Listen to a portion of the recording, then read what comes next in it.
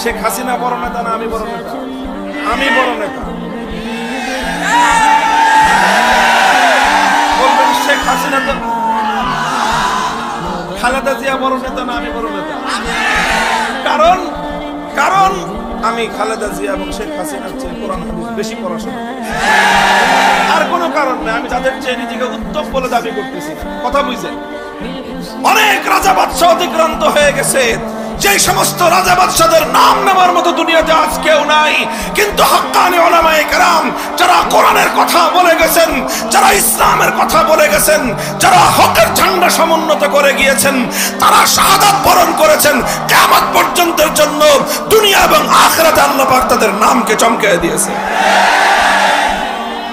এই একটা কথা বললাম, এটা সকলেই মনে রাখবেন। যারা এই ধরনের স্বভাব রাখতেন আগে, যাদের এই ধরনের স্বভাব ছিল, স্বভাবগুলো সংশোধন করে নেবেন। আলেমদেরকে, যে সকল আলেমরা সমাজে কথা বলে, তাদেরকে নিজেদের অধীনস্থ মনে করবেন, বরং তাদেরকে নিজেদের নেতা মনে করবেন। তাদেরকে নিজেদের নেতা মনে করবেন, খালি হুজুর মনে করবেন। তাদেরকে নিজেদের কি মনে করবেন? নেতা মনে করবেন।